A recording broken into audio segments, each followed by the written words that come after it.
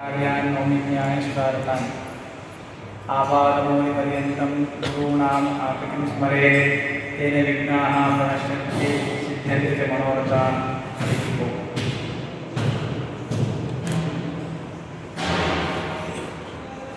ನನಗೆ ಕೊಟ್ಟಿರುವ ವಿಷಯ ನೈವೇದ್ಯ ಅಂತದೆ. ನೈವೇದ್ಯ ಅಂತಂದರೆ ಏನಂ ಪ್ರತಿ ನಿವೇದನಂ, ಯಾರನ್ನ ಕುರಿತು ನಾವು ನಿವೇದನೆ ಮಾಡಬೇಕು,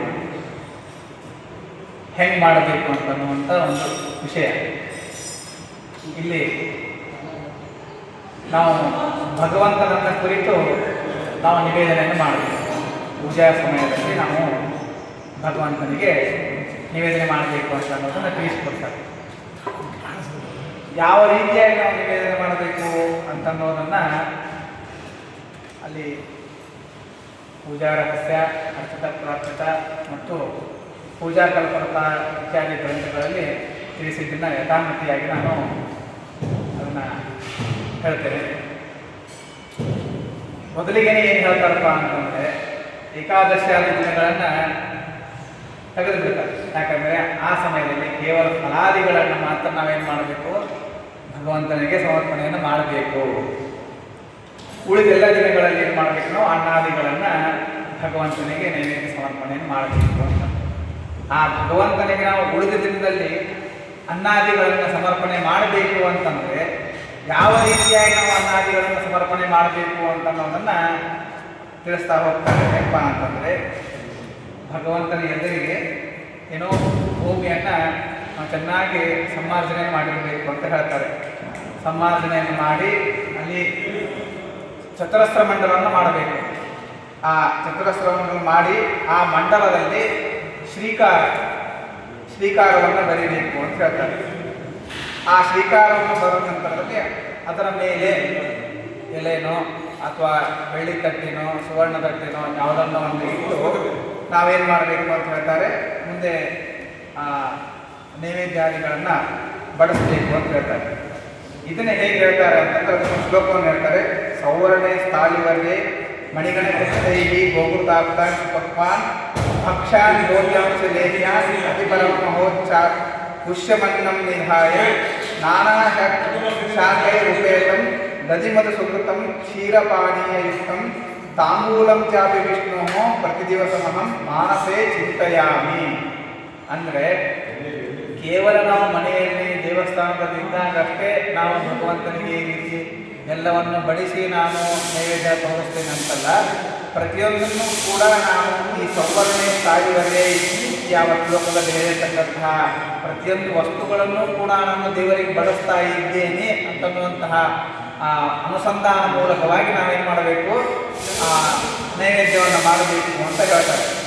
ಆ ನೈವೇದ್ಯವನ್ನು ಮಾಡಬೇಕು ಅಂತ ಹೇಳಬೇಕು ಅಂತಂದರೆ ಇಲ್ಲಿ ಒಂದು ಹೇಳ್ತಾರೆ. ಏನಂತಂದರೆ ಈ ಅನ್ನವನ್ನು ಬಡಿಸಬೇಕು ಅಂತ ಅಂತಾರೆ. ಈ ಅನ್ನ ಅಂತನ್ನೋದು ಎಷ್ಟು ವಿಧ, ಅದು 6 ವಿಧವಾದಂತಹ ಅನ್ನವನ್ನು ಅಂತ ಹೇಳ್ತಾರೆ. ಏನು, ಪರಮಾನ್ನ, ಹರಿದ್ರಾನ್ನ, ಚಿತ್ರಾನ್ನ, ಕೇವಲಾನ್ನ, ಗುಡೋದನ, ಮುದ್ಗಾನ್ನ ಅಂತ 6 ಅನ್ನಗಳನ್ನು ನಾವು ಇಲ್ಲಿ ನೈವೇದ್ಯದಲ್ಲಿ ಹೇಳ್ತಾರೆ. ಇನ್ನು ಮುಂದೇನು ಮಾಡ್ತಾರೆ, ಅನ್ನ ಅಂತ ಹೇಳಿದ್ರೆ ಇಷ್ಟು ಅನ್ನವನ್ನು ನಾವು ಹೇಳಿದ್ವಿ. ಇನ್ನು ಇದರಲ್ಲಿ ಮುಖ್ಯವಾಗಿ ಏನು ಹೇಳ್ತಾರಪ್ಪ ಅಂತಂದರೆ, ಅನ್ನ, ಉಪ್ಪು, ವ್ಯಂಜನಾದಿಗಳು, ಲೇಹ್ಯ, ಪೇಯ ಅಂತ 4 ವಿಧವನ್ನು ಮಾಡ್ತಾರೆ. ಈ ಅನ್ನವನ್ನು ತೆಗೆದುಕೊಂಡಾಗ ನಾವೇನು ಮಾಡಿದ್ವಿ, ಪರಮಾನ್ನ, ಕೇವಲಾನ್ನ, ಗುಡಾನ್ನ, ಹರಿದ್ರಾನ್ನ ಅಂತ ಅದರಲ್ಲಿ ಹೇಳ್ಕೊಂಡ್ವಿ. ಇನ್ನು ಉಪ್ಪು ವ್ಯಂಜನಾದಿಗಳನ್ನು ತೆಗೆದುಕೊಂಡಾಗ ಅದರಲ್ಲಿ ಅನೇಕ ವ್ಯಂಜನಾದಿಗಳನ್ನು ತೆಗೆದುಕೊಳ್ತೇವೆ, ಏನು ಮಾಡ್ತೀವಿ. ಇನ್ನು ಲೇಹ್ಯ ಅಂತಂದರೆ ಏನಪ್ಪ ಅಂದರೆ ಈ ನೆಕ್ಕಲು ಯೋಗ್ಯವಾಗಿರ್ತಕ್ಕಂಥದ್ದನ್ನು ಲೇಹ್ಯ ಅಂತ ಹೇಳ್ತಾರೆ. ಇನ್ನು ಉಷ್ಯ ಅಂತಂದರೆ ಹೀರಲು ಯೋಗ್ಯವಾಗಿರ್ತಕ್ಕಂಥದ್ದನ್ನು ನಾವು ಉಷ್ಯ ಅಂತ ಕರಿತೀವಿ. ಇನ್ನು ಖಾದ್ಯ ಅಂತಂದರೆ ನಾವು ಕರೆದಿರ್ತಕ್ಕಂತಹ ಪದಾರ್ಥಗಳನ್ನು ನಾವು ಇಲ್ಲಿ ಖಾದ್ಯ ಅಂತ ಕರಿತೀವಿ. ಇಷ್ಟೆಲ್ಲ ನಾವೇನು ಮಾಡ್ತೀವಿ, ಭಗವಂತನ ನೈವೇದ್ಯ ತೋರಿಸ್ತೀವಿ ಅಂತಂದ್ರೆ ಆ ನೈವೇದ್ಯ ತೋರಿಸೋದ್ರಲ್ಲಿ ಈ ಅನ್ನಗಳನ್ನಾಗಲಿ ಖಾದ್ಯಗಳನ್ನಾಗಲಿ ಪೇಯವಾಗಿರ್ತಕ್ಕಂಥದ್ದನ್ನು ಒಂದು ಬಡಿಸುವಂತಹ ಒಂದು ವಿಧಾನವನ್ನು ಕೂಡ ಹೇಳುತ್ತೆ.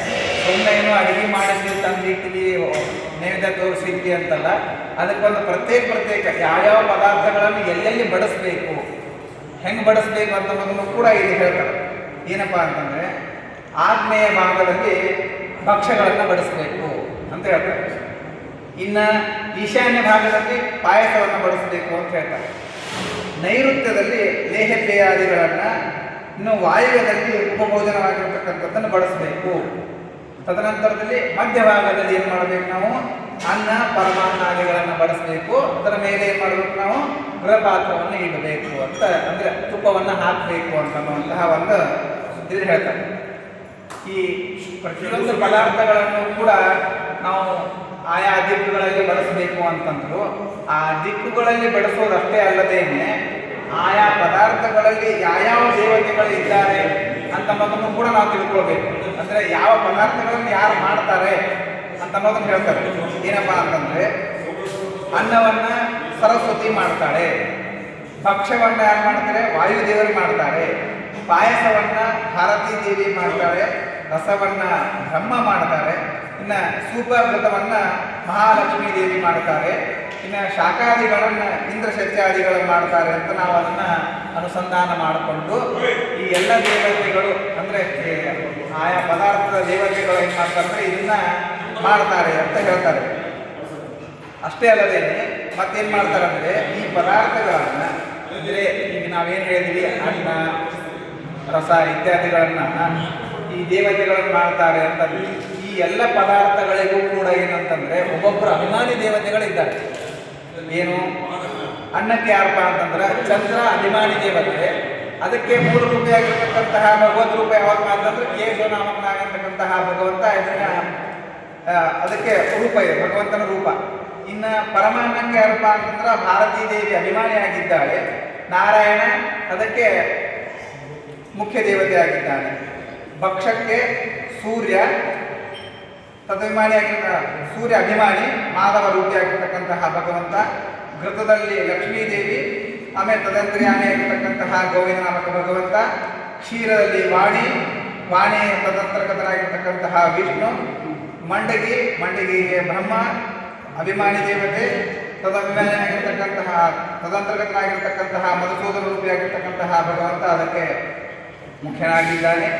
ಬೆಣ್ಣೆಗೆ ವಾಯುವಿನಿಂದ ತ್ರಿವಿಕ್ರಮ, ಮೊಸರಿಗೆ ಸೋಮವರ್ಣರಿಂದ ವಾಮನ, ಸೂಪಕ್ಕೆ ಗರುಡ ಅಭಿಮಾನಿ, ಗರುಡನಿಂದ ಶ್ರೀಧರ ರೂಪಿ ಭಗವಂತ, ಅಂದರೆ ಸೊಪ್ಪಿನ ಪಲ್ಯಕ್ಕೆ ಮಿತ್ರ ಅಭಿಮಾನಿಯಾಗಿದ್ದಾನೆ. ಆ ಮಿತ್ರನಿಂದ ಋಷಿಕೇಶ ನಾಮಕನಾಗಿರ್ತಕ್ಕಂತಹ ಭಗವಂತ. ಇನ್ನು ಕಾಯಿ ಪಲ್ಯ ಇವುಗಳಿಗೆ ಶೇಷ ರೂಪಿಯಾಗಿರ್ತಕ್ಕಂತಹ ಭಗವಂತ ಅಭಿಮಾನಿಯಾಗಿದ್ದಾನೆ. ಆಮೇಲೆ ಸ್ವತಂತ್ರನಾಗಿರ್ತಕ್ಕಂತಹ ಪದ್ಮನಾಭ ಅಲ್ಲಿ ನಮಗೆ ತೋರಿ ಬರ್ತಾನೆ ಅಂತ ಹೇಳ್ತಾರೆ. ಹುಳಿದ್ರವ್ಯಗಳು ಅಲ್ಲಿ ಗಿರಿಜೆ ಅಭಿಮಾನಿಯಾಗಿದ್ದಾಳೆ, ಸ್ವತಂತ್ರನಾಗಿರ್ತಕ್ಕಂತಹ ದಾಮೋದರ ಅಲ್ಲಿದ್ದಾನೆ ಅಂತ ಹೇಳ್ತೀವಿ.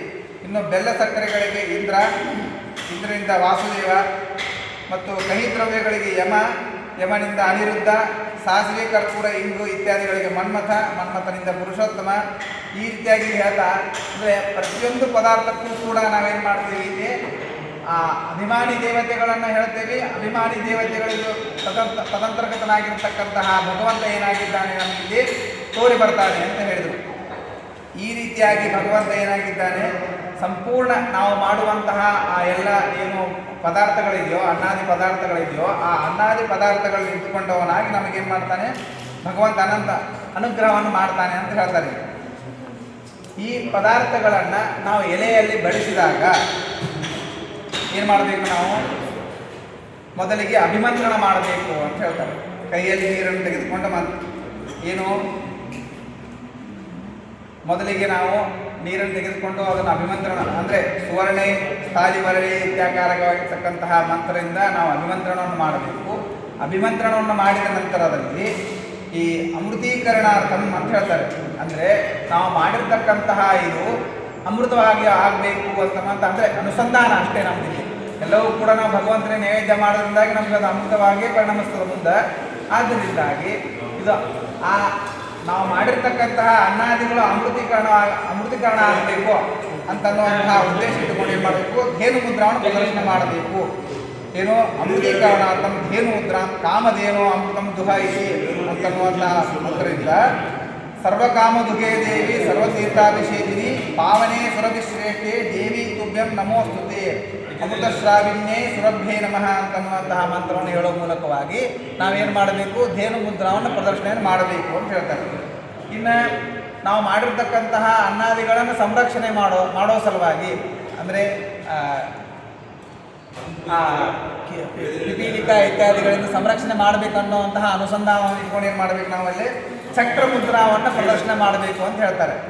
ಯಾವ ರೀತಿಯಾಗಿ ಓಂ ನಮೋ ಭಗವತೆ ಸುದರ್ಶನಾಯ ಮಹಾಚಕ್ರಾಯ ಹುಂ ಫಟ್ ಸ್ವಾಹ ಅಂತನ್ನುವಂತಹ ಮಂತ್ರದಿಂದ ನಾವಲ್ಲಿ ಏನು ಮಾಡಬೇಕು, ಚಕ್ರ ಮುದ್ರಾವನ್ನು ಪ್ರದರ್ಶನೆ ಮಾಡಬೇಕು ಅಂತ ಹೇಳ್ತಾರೆ.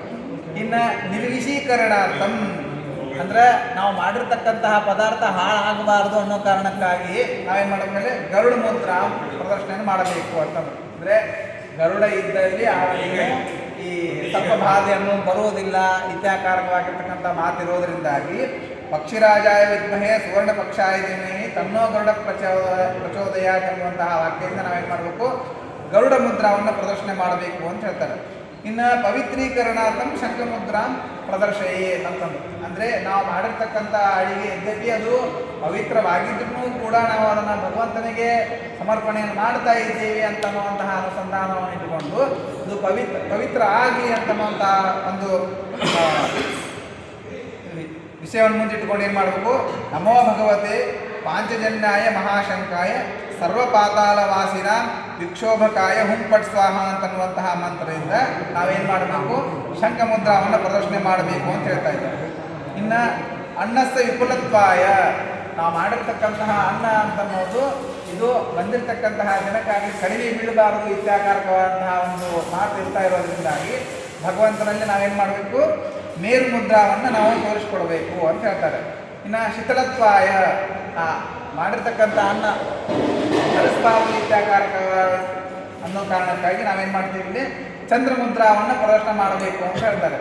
ಏನು ಪರಿವೇಶ ಯತೀಶಂ ಶ್ರೀ ಮುಖ್ಯ ಪ್ರಾಣಸ್ತು ವಿಜಯೇ ಭಾರತಾದ್ಯ ಪರಿಚರಂತ್ಯೋ ಜಯಾದ್ಯ ದ್ವಾರಪಾಲಕ ಅಂತನ್ನುವಂತಹ ಮಾತನ್ನುಗಳ ಮೂಲಕವಾಗಿ ಈ ಎಲ್ಲ ದೇವತೆಗಳು ಕೂಡ ಏನು ಮಾಡ್ತಾರೆ, ಆ ಅನ್ನವನ್ನು ಪವಿತ್ರೀಕರಣ ಮಾಡೋದಷ್ಟೇ ಅಲ್ಲದೇನೆ ಸಂರಕ್ಷಣೆಯನ್ನು ಮಾಡ್ತಾರೆ, ಶಿಥಲತ್ವವನ್ನು ಮಾಡ್ತಾರೆ, ವಿಪುಲಾದಿಗಳನ್ನು ಮಾಡ್ತಾರೆ ಅನ್ನೋ ಕಾರಣಕ್ಕಾಗಿ ನಾವಿಲ್ಲಿ ಭಗವಂತನನ್ನು ಈ ರೀತಿಯಾಗಿ ಸ್ಮರಣೆಯನ್ನು ಮಾಡಿ ಕೈಯಲ್ಲಿ ನೀರು ಹಿಡ್ಕೊಂಡು ಏನು ಮಾಡ್ತೀವಿ, ನಾವು ಸತ್ಯಂ ತ್ವರ್ತೇನ ಪರಿಶುದ್ಧ್ಯಾಮಿ ಅಂತನ್ನುವಂತಹ ಮಂತ್ರದಿಂದ ನಾವು ನೀರನ್ನು ಪ್ರೋಕ್ಷಣೆಯನ್ನು ಮಾಡಿ ಅಲ್ಲಿ ಏನು ಮಾಡ್ತೀವಿ, ಪರಿಶೇಚನೆಯನ್ನು ಮಾಡ್ತೀವಿ. ಪರಿಶೇಚನೆಯನ್ನು ಮಾಡಿ ಏನು ಮಾಡ್ತೀವಿ, ಮಹಾಲಕ್ಷ್ಮಿಯ ಸುಧಾರೂಪಂ ಕರೇತೆ ದಕ್ಷಿಣೇನಘ ಅಪೋ ಅಶನಂ ದೀಯಮಾನಂ ಪಿಬದೇವ ರಮಾಪತೆ ಸುಧಾರಸಂ ಸುವಿಪುಲಂ ಅಪೋ ಅಶನಮಿದಂ ತವ ಗೃಹಾಣತ್ವಂ ಸುರಶ್ರೇಷ್ಠ ಯಥೇಷ್ಟಂ ಉಪಭುಂಜತ. ಅಂದರೆ ಈ ನಾವು ಯಾವ ರೀತಿಯಾಗಿ ನಾವು ಊಟವನ್ನು ಮಾಡಬೇಕಾದ್ರೆ ಸತ್ಯಂ ಕರ್ತೇನ ಪರಿಶೇಷಣೆಯನ್ನು ಮಾಡಿಕೊಂಡು ನಾವು ಅಲ್ಲಿ ಅಪೋಷಣವನ್ನು ತೆಗೆದುಕೊಳ್ತೀವೋ ಅದೇ ರೀತಿಯಾಗಿ ಏನಪ್ಪ ಅಂತಂದ್ರೆ ಮಹಾಲಕ್ಷ್ಮಿ ಏನಾಗಿ ಹೇಳಪ್ಪ ಅಂತಂದರೆ ನಿನಗೆ ಸುಧಾರೂಪವಾಗಿರ್ತಕ್ಕಂಥ ಕೈಯಲ್ಲಿ ನೀರನ್ನು ಹಾಕಿ ನಿನಗೆ ಏನು ಮಾಡ್ತಾ ಇದ್ದಾಳೆ, ಕೃಷ್ಣಾರ್ಪಣವನ್ನು ಹೇಳ್ತಾ ಇದ್ದಾಳೆ. ಅದಕ್ಕೆ ಅತಿ ಕೈಯಾರೆ ಮಾಡಿರ್ತಕ್ಕಂತಹ ಅಡಿಗೆಯನ್ನು ನೀನೇನು ಮಾಡು, ಯಥೇಷ್ಟವಾಗಿ ಭೋಗವನ್ನು ಮಾಡು ಅಂತ ನಾವಲ್ಲಿ ಅನುಸಂಧಾನವನ್ನು ಇಟ್ಕೊಂಡು ನಾವಲ್ಲಿ ಭಗವಂತನಿಗೆ ಒಂದು ಹೇಳ್ತೀವಿ.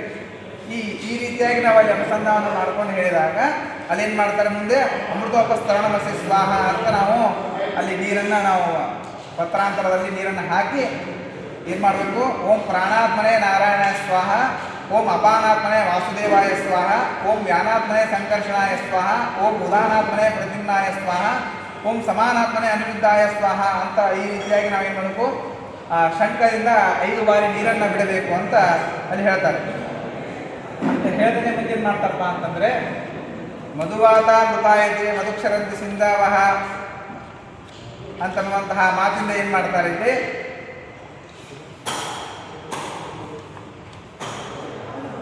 ನಾವು ಮಾಡಿರ್ತಕ್ಕಂತಹ ಅಡಿಗೆ ಇದು ಭಗವಂತನಿಗೆ ಸಮರ್ಪಣೆ ಆಗ್ತಾ ಇದೆ ಅಂತ ನಾವಲ್ಲಿ ತಿಳಿದುಕೊಂಡು ಮುಂದೆ ಹೇಳ್ತಾರೆ.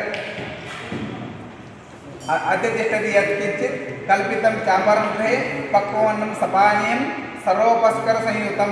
ಅಂದರೆ ಈ ರೀತಿ ನಾವೇನು ಮಾಡಿರ್ತಕ್ಕಂತಹ ಇದನ್ನು ಇವತ್ತು ನನ್ನ ಮನೆಯಲ್ಲಿ ನೀನು ಬಂದು ಈ ಪಕ್ವಾಗಿರ್ತಕ್ಕಂತಹ ಅನ್ನವನ್ನು ಮತ್ತು ಸರ್ವೋಪಸ್ಕರ ಸಂಯುತವಾಗಿರ್ತಕ್ಕಂತಹ ಅನ್ನವನ್ನು ನೀನು ಭಗವಂತ ಸ್ವೀಕಾರ ಮಾಡಬೇಕು ಅಂತ ನಾವು ಭಗವಂತನನ್ನೇ ಪ್ರಾರ್ಥನೆಯನ್ನು ಮಾಡಬೇಕು ಅಂತ ಹೇಳ್ತೀವಿ. ಭಗವಂತನಿಗೆ ಪ್ರಾರ್ಥನೆ ಮಾಡ್ತಾ ಏನು ಮಾಡ್ತೀವಿ ಅಂತಂದರೆ ಕಪಿಲಾತ್ಮಕ ಚಕ್ಷುಷ ನೈವೇದ್ಯಂ ಪಶ್ಯ. ಭಗವಂತನಿಗೆ ನಾವು ಹೇಳ್ತೀವಿ ಏನಪ್ಪ ಅಂತಂದರೆ ಕಪಿಲಾತ್ಮಕವಾಗಿರ್ತಕ್ಕಂತಹ ಕಪಿನಾಮಕನಾಗಿರ್ತಕ್ಕಂತಹ ಭಗವಂತ ಏನು ಅಂದರೆ ಹೇಳ್ತಾರೆ, ಕೇವಲ ಚಕ್ಷುಷದಿಂದ ಸಗರನಾಮಕನ ಮಕ್ಕಳನ್ನು ಭಗವಂತ ನಾಶ ಮಾಡಿದ್ದ ಅಂತೇಳಿ ಆದರೆ ಇಲ್ಲೇನು ಮಾಡ್ತಾರಪ್ಪ ಅಂದ್ರೆ ನಿನ್ನ ಚಕ್ಷುವಿನಿಂದ ಅಷ್ಟೆಲ್ಲ ಖಾದಾಗ್ತದೆ ಭಗವಂತನಿಂದ. ಆ ಚಕ್ಷುವಿನಿಂದ ನಾವು ಮಾಡಿರ್ತಕ್ಕಂತಹ ಅನ್ನವನ್ನು ನೀನು ನೋಡು ಅಂತ ಇಲ್ಲಿ ನಾವು ಭಗವಂತನಿಗೆ ಕೇಳ್ಕೋಬೇಕಂತ. ಆಮೇಲೆ ನೃಸಿಂಹಾತ್ಮಕ ಘ್ರಾಣೇಂದ್ರಿಯೇನ ತದ್ಬಂಧಂ ಆಜಿಗ್ಗ ಅಂತ ಅಂದರೆ ಆ ಸಿಂಹ ರೂಪಿಯಾಗಿರ್ತಕ್ಕಂತಹ ಭಗವಂತನ ಘ್ರಾಣೇಂದ್ರಿಯದಿಂದ ನಾವೇನು ಮಾಡಬೇಕು, ನಾವು ಮಾಡಿರ್ತಕ್ಕಂಥ ಅನ್ನವನ್ನು ನೀನು ಆಘ್ರಾಣ ಮಾಡು ಅಂತ ಹೇಳ್ತೀವಿ. ಅಂದರೆ ಪ್ರಾಣಿಗಳಿಗೆ ಯಾವಾಗಲೂ ಏನಪ್ಪ ಅಂತಂದರೆ ಆ ವಾಸನೆ ಅಂತನ್ನುವಂಥದ್ದು ಮುಖ್ಯ ಇರ್ತದಂತ.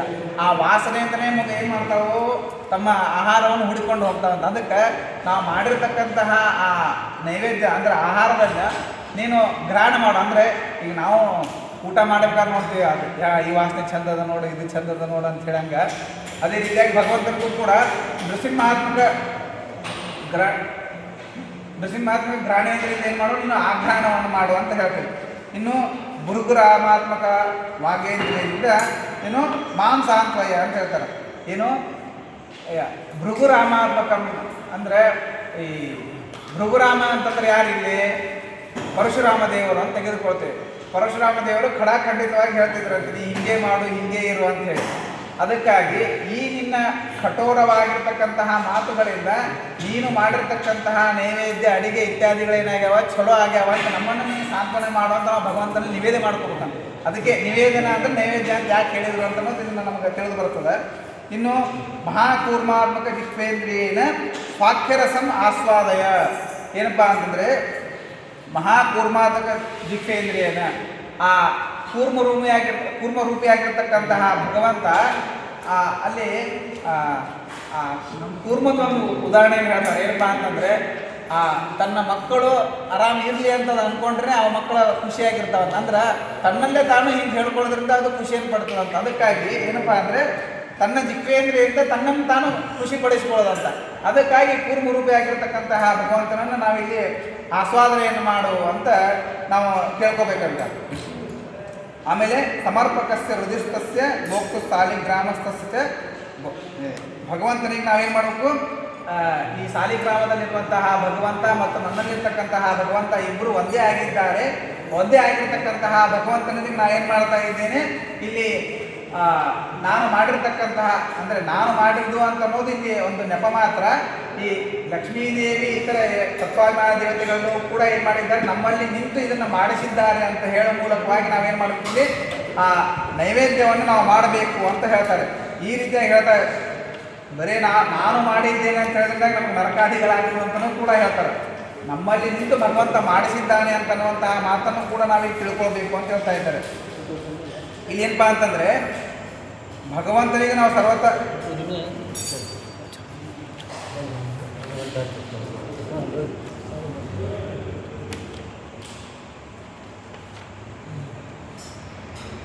ಭಗವಂತನಿಗೆ ನಾವೇನು ಮಾಡ್ತಾ ಇದ್ದೀವಿ, ಇಲ್ಲಿ ನೈವೇದ್ಯವನ್ನು ಮಾಡ್ತಾ ಇದ್ದೇವೆ ಅಂತ ಹೇಳ್ತೀವಿ. ಹೇಳಿದ ನಂತರ ಏನು ಮಾಡ್ತಾರಪ್ಪ ಅಂತಂದರೆ ನಾವು ಮಾಡಿರ್ತಕ್ಕಂತಹ ಈ ಯಾವ ಭಗವಂತನಿಗೆ ಈ ಪ್ರತಿಯೊಂದು ಪದಾರ್ಥವೂ ನೀನು ನಮ್ಮಲ್ಲಿ ನಿಂತು ಮಾಡಿಸಿದ್ದೀಯಾ ಅಂತನ್ನುವಂತಹ ಕಾರಣಕ್ಕಾಗಿಯೇ ಈ ಒಂದು ನೈವೇದ್ಯ ಅನ್ನೋದು ಆಗ್ತಾ ಇದೆ ಅಂತ ಹೇಳಿ ನಾವು ಭಗವಂತನಿಗೆ ಯಾವ ನೈವೇದ್ಯವನ್ನು ಸಮರ್ಪಣೆಯನ್ನು ಮಾಡಬೇಕು ಅಂತ ಹೇಳಿ ನನ್ನೊಂದೆರಡು ಮಾತುಗಳನ್ನು ಮುಗಿಸ್ತೇನೆ. ಇದು ನನ್ನ ಮೊದಲ ಪ್ರವಚನ. ರವಿ ಆಚಾರ್ಯರಿಗೂ ಮತ್ತು ಪೂಜ್ಯ ಕುಡಿಲ ಸ್ವಾಮಿಗಳಿಗೆ ನನ್ನ ಒಂದು ಅನಂತ ನಮಸ್ಕಾರಗಳನ್ನು ಸಲ್ಲಿಸ್ತಾ ಅವಕಾಶ ಕೊಟ್ಟಿರ್ತಕ್ಕಂತಹ ಇಲ್ಲಿ ಎಲ್ಲ ಸತ್ಯವೀರ ಸೇವಾ ಸಮಿತಿಯವರಿಗೂ ಕೂಡ ಧನ್ಯವಾದಗಳನ್ನು ತಿಳಿಸ್ತಾ ನನ್ನ ಎರಡು ಮಾತುಗಳನ್ನು ಮುಗಿಸ್ತೀನಿ. ನಮಸ್ಕಾರ.